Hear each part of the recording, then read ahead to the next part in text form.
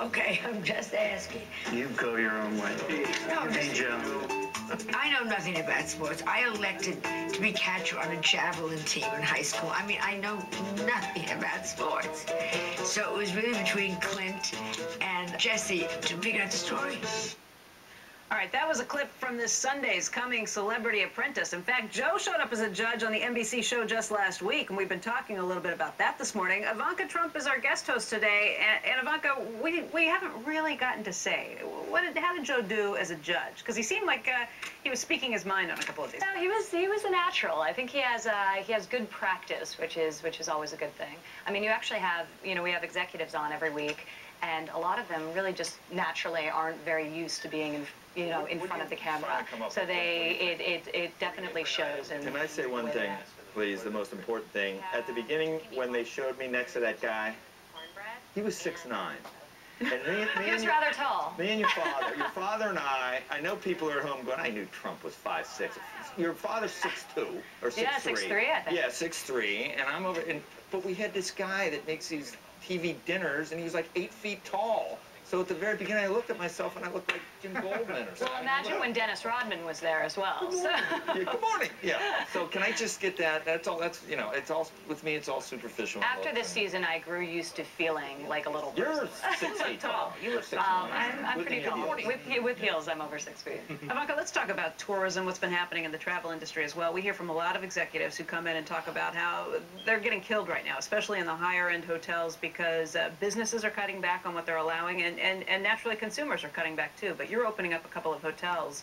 Seems like a crazy time to be opening. What are you expecting? It's a very challenging time, but we've been very successful with the 3 hotels that we currently have open.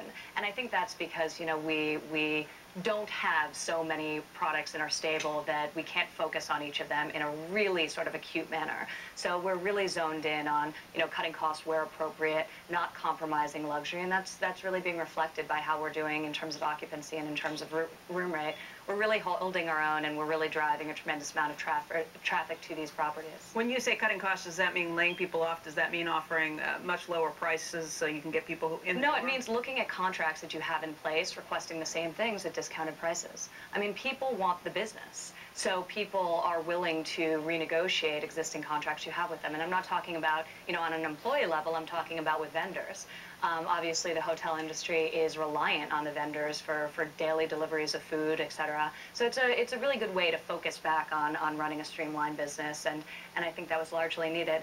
I think also, a lot of mediocre product has come online that claims to be 5-star, and I think now you really separate the wannabes from the real luxury operators, and I think you can see that. We talked about Vegas during the commercial break, but despite all the worries about City Center and whether the Krikorians and the Dubai people, there is some activity going on in Vegas, right? I mean, yeah, I think with City Center being stalled, obviously now anyone who was reading the paper about Fontainebleau, that the banks have stopped funding.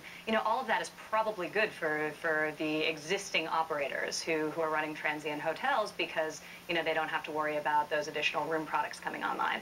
Our hotel is very much in the black. I mean, we had a great February and a very good March. So we're excited, and people are really responding. I think though, in a market that is so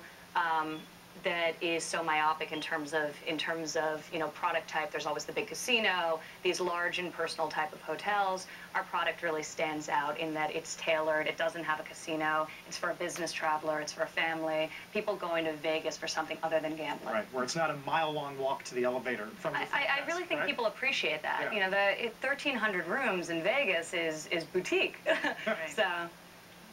Well, Ivanka's going to be with us for the rest of the program. We got much more to come. Right, and coming up, we have not talked about this yet this morning. Madoff associate about to flip for a plea deal. We'll get that story to you when we come right back.